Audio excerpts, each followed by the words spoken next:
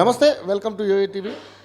తెలంగాణ రాష్ట్రంలో MP elections జరుగుతున్న నేపథ్యంలో సీట్ల పంపకం విషయంలో కాంగ్రెస్ పార్టీలో మళ్ళీ లొల్లి షురు అయింది. ఈ లొల్లి ఏ స్థాయికి వెళ్తుందంటే ఆ పార్టీలో ఉన్న నాయకులే విమర్శలు చేసే పరిస్థితికి దిగజారిపోయింది. అయితే దీని మీద కూడా మల్లికార్జున ఖర్గే గారికి లెటర్లు కూడా సమర్పించడం జరుగుతూ ఉంది. సో మన ముందు ఇప్పుడు తెలంగాణ కాంగ్రెస్ సీనియర్ నాయకులు అదే మాజీ ఎమ్మెల్యే సంపత్ కుమార్ గారు ఉన్నారు. వారిని అడిగి తెలుసుకుందాం. ఎందుకంటే సీటు విషయంలో కూడా ఆయనకి కూడా అన్యాయం జరిగింది అనేది కాస్త ఆయన జీర్ణించుకోలేనటువంటి పరిస్థితిలో ఉన్నటువంటి పరిస్థితి ఉంది. కాబట్టి ఆయన మాటల్లో ఏం చెప్తారో ఆయన మాటలను తెలుసుకునే ప్రయత్నం చేద్దాం. సార్ నమస్తే. చూస్తే పారాషూట్లో వచ్చిన వాళ్ళకి ఎవరికి కూడా టికెట్లు లేవు అన్నారు, గతంలో అన్నారు, అంతకుముందు ఎప్పుడో ఎన్నో ఏళ్ళ నుంచి చెప్పుకొస్తూ ఉన్నారు. కానీ ప్రతిసారి ఏ ఎన్నికలు వచ్చినా కూడా అదే జరుగుతూ ఉంది. పారాషూట్లో వచ్చిన వాళ్ళకి సీట్లు ఇస్తున్నారు, వాళ్ళు గెలిపోవటంలోనే దైవాధీనం కానీ పక్కన పెడితే గెలుపు గుర్రాలకే టికెట్లు ఇస్తాం అని అంటున్నారు. ఏది పార్టీని నమ్ముకుని పనిచేసే కార్యకర్తలు మాత్రం చెప్పేది అది. ఏం సార్ దీని మీద ఏం సమాధానం చెప్తారు?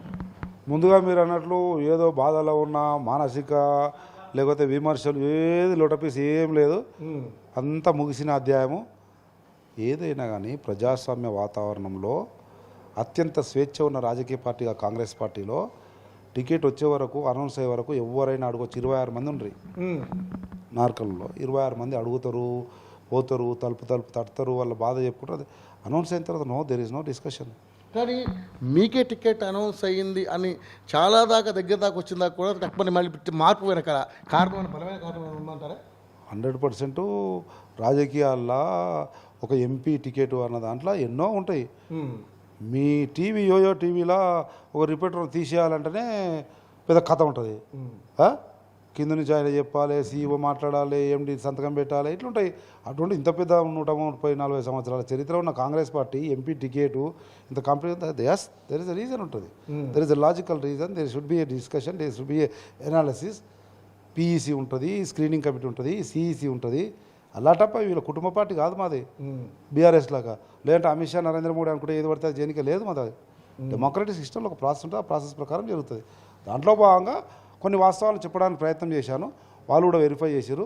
కానీ ఈ పరిస్థితిలో ఇట్లుంది సంపత్, పార్టీ ప్రయోజనాలు, okay right done, close the matter, అంతే. సో మీకేం బాధ లేదంటారు?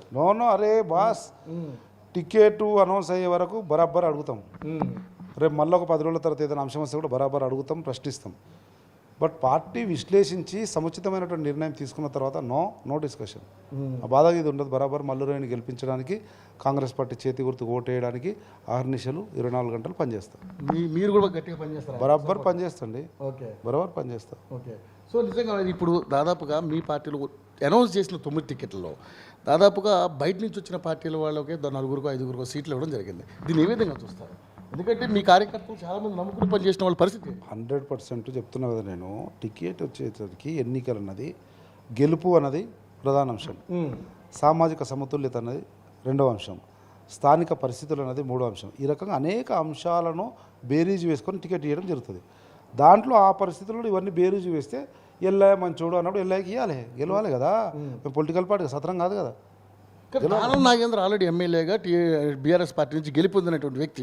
ఆ పార్టీకి రిజైన్ చేయలేదు, మీ పార్టీలో జాయిన్ అవ్వడం, ఇక్కడి నుంచి మీరు ఎంపీ సీట్ అనౌన్స్ చేయడం, ఇవన్నీ చూస్తుంటే ఎట్లా అనిపిస్తుంది? వేరే పార్టీకి మీకు అవకాశం ఇచ్చినట్టు లేదు అని మీరే చెప్పారు. ఎట్లయింది అనిపించేది? మీరే అని చెప్పారు. ఇంకా అని అనిపించేది ఏముంది? ఆడ వచ్చిండు, టికెట్ ఇచ్చారు, గెలుస్తున్నాడు, గెలుస్తారు. బరాబర్ గెలిచే ఆలోచనతో ఇస్తారు. ఓకే, మీరే చెప్తారు ఆడ ఇట్లయింది అయిపోయింది. అటువంటి వాళ్ళకి టికెట్లు అటువంటి అంటే ఎల్టీటీ తీవ్రవాద ఆయన తీవ్రవాదని కాదు కదా, అవకాశవాద రాజకీయాలు చేస్తారు. ఎందుకంటే ఏ పార్టీ అధికారులు ఆ పార్టీలోకి వెళ్ళి అక్కడ గెలుపొంది మళ్ళీ ఏ పార్టీ అధికారం వస్తే ఆ అధికార పార్టీలోకి రావడం, ఇవన్నీ చూస్తే ఎలా అనిపిస్తుంది? పాత కాంగ్రెస్లో మంత్రి చేసిండు, పాత కాంగ్రెస్లో పనిచేసిండు, హైదరాబాద్ సిటీ కాంగ్రెస్ ప్రెసిడెంట్ చేసిండు. ఇప్పుడు అక్కడ ఉన్నటువంటి దరిద్రమైనటువంటి నికృష్టమైన పరిస్థితులు ఉన్నాయి. ఏదో తప్పైంది క్షమించండి, వచ్చేస్తాను, వచ్చిండు, అయింది, సెట్ అవుతాడేమో ఇచ్చిండ్రు. ముఖ్యమంత్రి గారి ఇచ్చేసిన పార్టీ కూడా ఆలోచన చేసింది, ఓకే రైట్ ద బెస్ట్ అన్నారు, ఇచ్చేసింది, అయిపోయింది, రేపు గెలుస్తున్నాడు. పాతోడే కదా.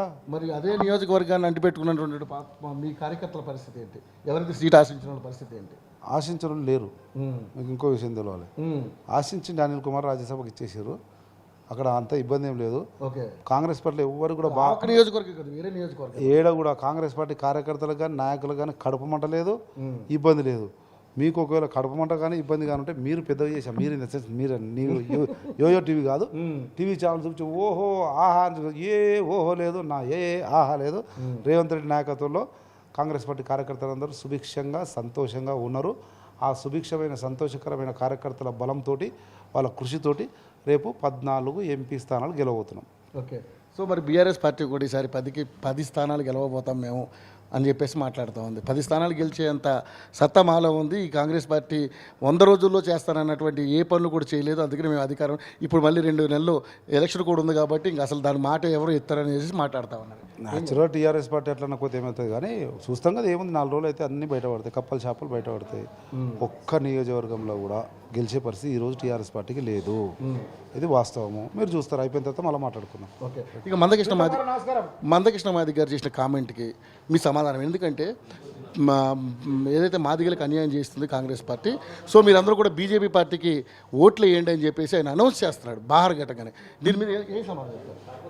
మందకృష్ణ మాదిగ గారు మాదిగ నాయకుడిగా తక్కువ మాట్లాడుతున్నాడు, బీజేపీ నాయకుడిగా ఎక్కువ మాట్లాడుతున్నాడు. ఇన్ని రోజులు మేమందరం కూడా ఇగో మా ప్రీతం ఉండని మా చారకుడు అందరం కూడా మందకృష్ణను మా నాయకుడు మా జాతి బిడ్డ అనుకున్నాం. కానీ ఈ మధ్యన మందకృష్ణ గారు మాదిగలకు తక్కువ బీజేపీకి ఎక్కువ అయిండు.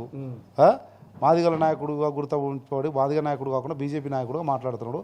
ఆయన కళ్ళకు మసక వారింది, తెర అంటారు కదా, కిషన్ రెడ్డి ఆయన వెంకయ్య నాయుడు వాళ్ళ మైకంలో ఉండి కళ్ళకు తెరబడి బీజేపీ మత్తులో. కానీ తెలంగాణ రాష్ట్రంలో ఉన్న మాదిగ బిడ్డలు ఎవ్వరు కూడా ఆయన చెప్పినట్టు బీజేపీ వైపు పోవడం కానీ బీజేపీకి ఓటేయడం కానీ జరగదు. బీజేపీ అంటేనే మనువాద పార్టీ, దళిత వ్యతిరేక పార్టీ, బడుగు బలహీనులను దళితులను ఆమెను దూరం పెట్టే పార్టీ. మా హక్కులు ఏదైతే అంబేద్కర్ ఇచ్చినట్టు రాజ్యాంగ హక్కులను కాలరాయాలని చెప్పి రాజ్యాంగాన్ని మార్చాలనుకున్నటువంటి పార్టీ, ఈ రోజు ఉన్నటువంటి రిజర్వేషన్లను తీసేయాలనుకున్నటువంటి పార్టీ. అటువంటి పార్టీ మాదిగలు అనేటువంటి ఎవరు కూడా ఓటెయ్యరు.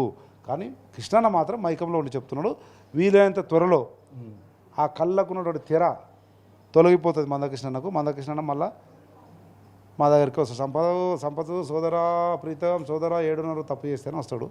సమయం దగ్గరలోనే ఉంది. కానీ ఇద్దరికి మాలకి ఇచ్చి ఒకరికే మాదిగకి ఇవ్వడం అనేది అంటారు. అరే బాస్, నేను మళ్ళీ చెప్పిన, ఒక రాజకీయ పార్టీ నిర్ణయం తీసుకునేటప్పుడు విన్నబిలిటీ, సామాజిక సమతుల్యత, అంటే గెలుపు సామాజిక సమతుల్యత అనేది ఉంటుంది. ఆ అంశాలను దృష్టిలో తీసుకొని ముందుకు పోతుంది. పోతున్న క్రమంలో వాళ్ళకి నేను చెప్పిన ఇంతకుముందు ఇంటి పార్టీ కాదు, రాజకీయ అయ్యా అక్క చెల్లి కూర్చొని ఏదో రాసుకుంటే నడవదు. అమిత్ షా నరేంద్ర మోడీ అనుకుంటే నడవదు. కాంగ్రెస్ పార్టీ విశాలమైనటువంటి ప్రజాస్వామ్య వేదిక.